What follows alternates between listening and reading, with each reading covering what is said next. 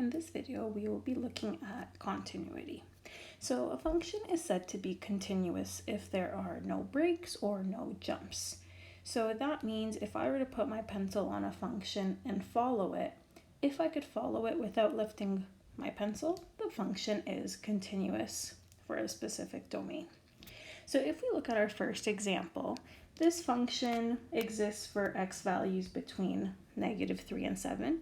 And within that domain, the function is continuous because I can follow it without lifting my pencil. For the next three, these are all examples of discontinuous functions at specifically x equals 1. So for our first one, you will notice that there is a hole when x is equal to 1. So that is called a point discontinuity. For the next one, you will see that you follow this curve until you get to this hole, then you have to jump up to this wave looking piece. This here is a jump, so that is a jump discontinuity. And finally, for this last one, we have a vertical asymptote at x equals 1, so that is called a infinite discontinuity. So connecting continuity to limits, a function is said to be continuous at a specific value, let's say x equals a, if three criteria are met. Number one, f at a is defined. So there is an actual point at this x equals a value. Next, the limit of f at x as x approaches a, it exists.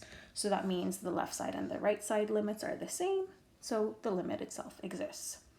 And finally, the limit of f at x as x approaches a has to equal f at a, so that specific point. Because remember, a limit can exist even if the point doesn't actually exist there. But in order for a function to be continuous at a specific point, the limit has to equal the coordinate itself as well. Now, if we're talking about continuity on an interval, a function is continuous on an interval of x values if and only if it is continuous at each of the x values within that interval. Now, where that interval ends, so the endpoints, for that we only need the one-sided limits to equal the function. Let's look at this top example here. If I were to find the limit as x approaches 7, it would not exist because as we approach 7 from the left, we're approaching 8, but from the right, there's nothing there. So in theory, the limit as x approaches 7 does not exist. But when we're talking about continuity within an interval, at the end of the interval, we only need the one-sided limit to equal the point on the function itself. So let's look at our first example. Determine any discontinuous points on the function below, and we have a piecewise function. So I can graph this and then visually check and see if the function has any discontinuous points, or I can also check the criteria, so evaluate f at a, evaluate the limit, and see if they match. So I can do that algebraically, or I could do that graphically, and we'll do both ways. So let's start with the graphing. When x is less than or equal to 2, our function is x plus 4. So the y-intercept is 4, the slope is 1, so rise 1, run 1. And when x is 2, that is a closed point. So there's my line. For the second piece, we have negative x squared plus 8x minus 8. For x values between 2 and 5, I can complete the square to put it in vertex form. I can try to factor this to get the zeros. I'm just going to complete the square. So I'm going to factor out the a value from the first two terms only. I'm going to take this negative 8, cut it in half, and square it. So that would be negative 4 squared, which is 16. That's the number I'm going to add and subtract to my bracket. And now I'm going to selectively distribute the subtracted number so I can kick it out of the bracket, and then I can factor my trinomial. So this trinomial x squared minus 8x plus 16 factors to x minus 4 squared. When I distribute the negative into the negative 16, that's positive 16. And when we collect it with the minus 8, we get plus 8. So my vertex is 4, 8. And now I can apply my step pattern, which is going to be -1, -3, -5 for this interval. So I need to be between 2 and 5, and I have holes at 2 and 5 because we're not including them. So down 1, down 3, but that's going to be a hole, down 1, oh, and that's going to be a hole there because that's at x equals 5. So here's my parabola. And now when x is greater than or equal to 5, we have x plus 2. So for this interval, I'm just going to plug in values. So when x is equal to 5, it would be 5 plus 2, which is 7. So 5, 7. Oh, so that actually fills in the point for the parabola. And after I have one point, I'm just going to apply my slope of 1.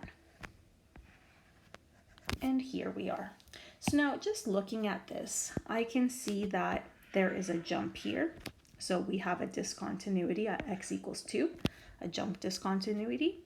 And everywhere else we are continuous. This line is continuous, the parabola is continuous, and even when we change from parabola to line, we are continuous because that hole got filled in by that third piece. Now, how could I have done this algebraically without my sketch? Well, first, I would evaluate f at 2 and f at 5. Those are the potential places where we could have a discontinuity. Everywhere else, so when x is less than 4, we're on the line. A line is always continuous. A parabola, always continuous. The line, again, will be continuous. The only place that we can have holes or jumps are when there is a change in our piece. So I'm going to evaluate f at 2. Now f at 2, if I'm evaluating it, I have to see where is x equals 2. On what piece does it belong? It belongs on the x plus 4 piece because where x is less than or equal to 2. So 2 plus 4 is 6. Okay, I'll do that for f at 5 as well, but 5 belongs here on the other line. So 5 plus 2 is 7. Okay, we know the point exists. Criteria 1 is fulfilled. Next, we have to evaluate the limit. Now for a piecewise function, I have to evaluate the left side and the right side limit by picking the appropriate piece to substitute my value into. So we're going to start with the limit as x approaches 2 from the left. That means we want x to be less than or equal to 2, which means we are on the x plus 4 piece. And that will be 2 plus 4, which is 6. When we evaluate the limit as x approaches 2 from the right, well, we have to be greater than 2, which puts us on the parabola. Negative x squared plus 8x minus 8. And when I plug in here, I'll have negative 2 squared plus 8 times 2 minus 8. And that is going to give us negative 4 plus 16 minus 8, which is 4. These values are different.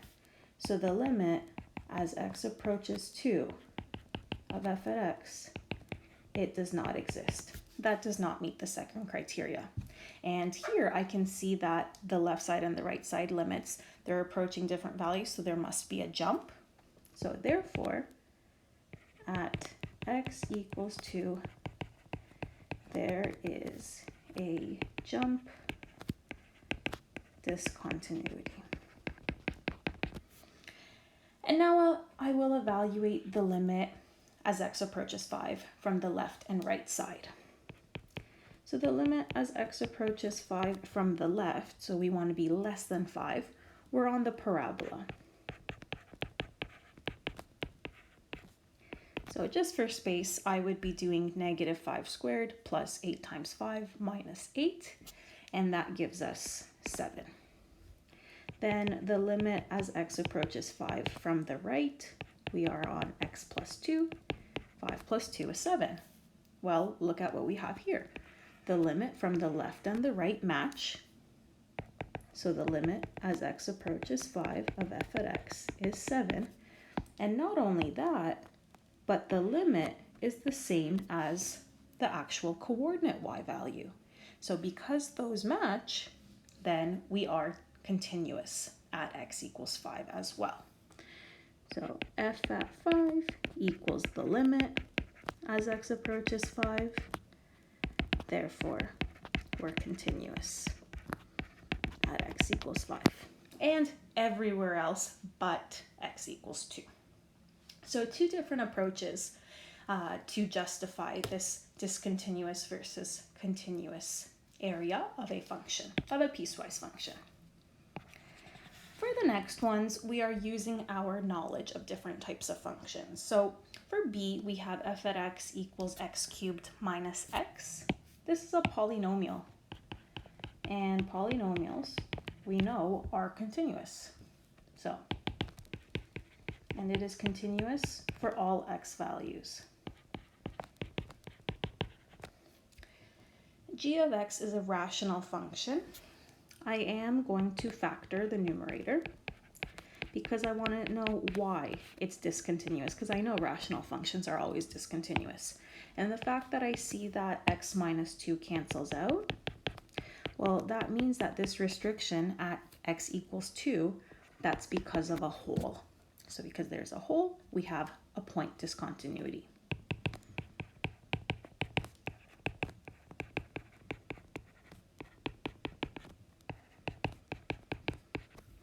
For the next one, nothing to factor. I have that same restriction of x cannot be 2.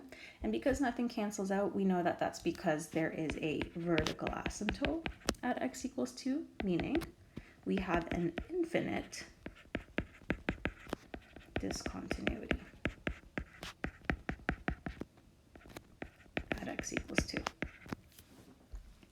there we are. Now, the final two questions we have are creating piecewise functions or finding unknown parts of a piecewise function to make them continuous. So we'll start with our first example. F at x is equal to ax squared when x is less than 2. So we have a parabola, and the absolute value of x minus 3 plus 4 when x is greater than or equal to 2. So we are asked to find the value of a in that parabola so that the function is continuous. Now, before we do that, I'm going to draw a little sketch of what is happening. So I'm looking at x is 2. That's the potential for the discontinuity. Now, with the absolute value function, I know that it's the original parent absolute value of x that has shifted to the right 3 and up 4. So that little vertex would be, let's say, somewhere here.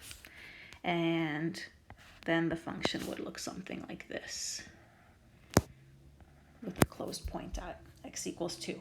Now, I need a parabola that will fill that spot. So we know our parabola will have a vertex at the origin. So I need this parabola to connect like this. And then it will be continuous. So the criteria for this function to be continuous is that f at 2 has to be the same as the limit as x approaches 2 of the function. Well, we know what the limit will be as x approaches 2 from the right. So let's figure that out. The limit as x approaches 2 from the right of f at x is going to be us plugging into the absolute value function. So the absolute value of 2 minus 3, which is going to be positive 1, plus 4, and that's 5. Okay, well, here we are. This is actually also going to be f at 2. It's also equal to 5 because the absolute value function includes x equals 2 as a coordinate. Now, I need the limit as x approaches 2 from the left of f at x to also be equal to 5 so that this function is continuous. All right, with that in mind, 5 has to equal ax squared. But x is 2 because we're looking at x equals 2. So now we have 5 equals 4a. So 5 over 4 equals a. And this value here would make this piecewise function continuous. Now let's try this again for one more function. So again, I'm going to start with a sketch. It's not necessary, but it could guide you. Now, my potential area for a discontinuous portion of this function is at -3 and at +3. That's where our pieces change. I know between -3 and 3, we have a line. And it's just a line passing through the origin. And the line does not include -3 and 3, so there are holes there. If I want this to be continuous, I need my parabola to connect and fill in this hole. And I need my square root function to fill in this hole and have something like this. All right, let's see. So we're going to use our knowledge of limits. So if this function is continuous at x equals -3, g at -3 has to equal the limit as x approaches -3 of this function. Now, we don't actually know what g at -3 is equal to because that point would exist on the square root, but we could use our knowledge of limits. So the limit as x approaches -3 from the right, I can figure that out because we're following the line from the right side of g of x is going to equal just -3 because the function is just x. So I can use that information. So the hole is at -3, -3, and that hole needs to be filled in by the square root function. So -3 equals square root of -3 minus b. I'll divide both sides by -1. I'll raise both sides to the power of 2 to get rid of that square root. And then I'll just isolate for b. So b is equal to -3 minus 9, which is -12. So this b value will make the function continuous at x equals -3. Now, let's repeat the process for g at 3. G at 3 has to equal the limit as x approaches 3 of the function. And again, on the line, the one that we have the most information about, that's a hole, but I can find the limit as x approaches 3 from the left because we can follow the line. And that'll be +3. So now we have the coordinate 3, 3, that's the hole. It needs to be filled in by the parabola. So 3 equals, x is 3, so 3 squared plus a. 3 equals 9 plus a. If we bring the 9 over, we get a equals 3 minus 9, which is -6. And those are our two values for a and b to make this piecewise function continuous. And that's it for continuity. So once again, we have different types of continuity: point discontinuity, jump discontinuity, and infinite discontinuity. And the criteria that must be fulfilled for a function to be continuous at a specific value is that the point has to exist, the limit at that value has to exist, and the limit and the point have to be the same thing.